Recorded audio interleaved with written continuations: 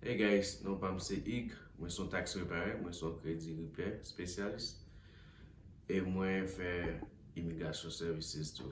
Ou menm ki gen problem immigration, bezou remplon form kat travay, rezidans ou ben remplon form pou fami nou ka ede ou tou. Je di a mwen fèt video sa spesyalman pou ou menm ki vini nan program Biden nan. Nou toujou apresevran pil kesyon de nou menm.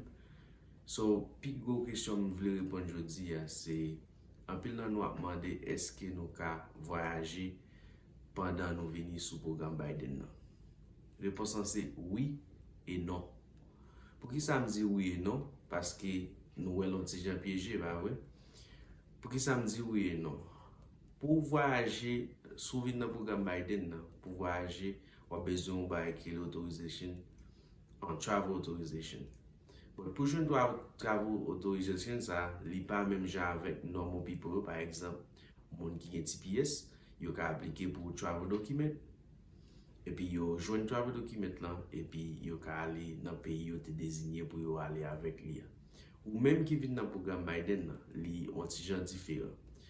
Ou menm, ou ka ale, ou ka joun travel document lan, but pou joun travel document lan, ki sa li, wap apply pou yon form ki la Advanced Parole, Advanced Humanitarian Parole, e fok ou bay tout detay pou ki sov li toune nan peyi ou, sov pral regle, e an pil lot detay ou si pose bay pou jwen akses pou ka voyaje. Pou ki sa mdi non, an pil nan nou ka pa kalifiye pou nan li. Ok? Sou pa gen yon donne, yon vre rezon ki fò ou ka deplase ou ka pa ka jwen autorizasyon pou ale. E oui, ou ka jwen autorizasyon pou ale. Men pou fè sa, wap bezwen konsilte avèk yon avokaw, konsey mwen pou ou mèm, se pou konsilte avèk avokaw, avèk nepot avokaw, ou bien pou kwe koman ou ka jwen travel authorization sa pou voyaje. Paske ou kapab voyaje set, men ou ka wè ou rive isi, epi yo pou pompe ou tourne, ou bien lò bat pou check-in pou vini back isi, yo djou ou pa autorize pou entre os Etats-Unis ankon. Paske avèk new system sa yo fèk mette nan imigrasyon, gan pil, piyej, e ou mèm map konseyo, se pou rezon sa mdou oui et non, sa ka arrive ou ka eligib, ou suppose eligib pou ale, me fòk ou konsilte avèk avokaw pou konen eske li eligib pou voyaje. E ankon, sa mvle ou fòk konen de ou menm ki vin nan program Biden. Ou vin nan program Biden, sa ve di yo bon autorizasyon pou rete nan peyi ya pou 2 an, pa vre? 2 an sa ou gen, ou ka fonksyone avel, ou ka travay, ou ka fe tout sa ki legal isi, paske ou gen papi 2 an. Me, fòk ou konen apre 2 an, ou vin devyen ilegal. So, sa ve di konsey mwen pou ou menm jodi ya. Si ou gen ou e peyi sa son peyi, ou ka mette tèt ou la dan, ou ka rete pou viv. So, depi jou ou rive isi os Etats-Unis, ou si pose mette mise a point, afin ki pou wè sou te ka jwen status legal. So, nepot jan sa e, lem di nepot jan sa e, sa ve di, nou kompren samdi, nou sa ve di fè.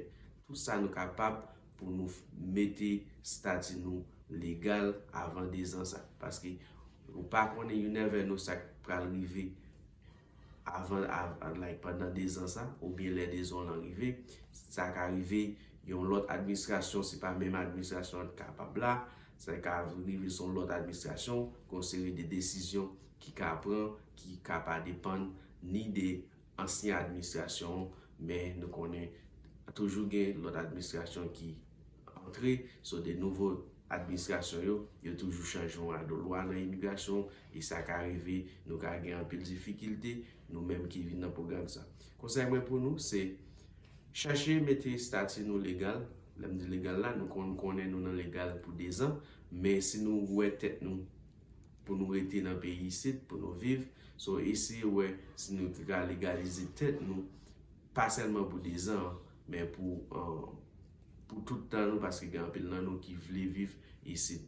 So, dégagez-nous comme Jean-Jacques, whatever ça qu'a fait, pour nous ouais, si nous avons adjustment stade nous, pour nous adjuster stade nous au lieu de 2 ans pour le cas plus. So, c'est conseil moi pour même qui viennent dans le programme Biden, pas chita, just ou qu'on venir payer ou pas bon travail à l'école, faire tout ça ouais, qui est bon pour et tout ça ouais, qui est bon pour famille et pas oublier commencer travail sur comment pour rester légal dans le pays, tout ça qui est possible pour faire jusqu'à ce que tout bagaille marche bien pour vous.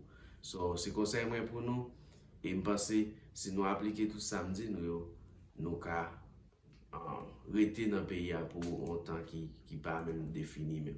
So, ou même qui a intention pour faire ça le plus vite que possible parce que on badge comme ça au cas ouais, 2 ans qui est arrivé, mais t'as remis nous joindre statut nous rester légal parce que nous pas connaît ça qui va passer après 2 ans. Alright, c'est conseil pour nous ou même qui besoin de service nous, au cas nous cas aider joindre 4 travail, relais nous dans numéro ça qui c'est 407 376 47 67 ou même qui pas de téléphone ou bien au jeune ou gain accès to internet ou qu'à visiter le website nous qui c'est www.pfglive.com www.pfglive.com. N'a pas de appel, relais nous pour nous servir. Ciao.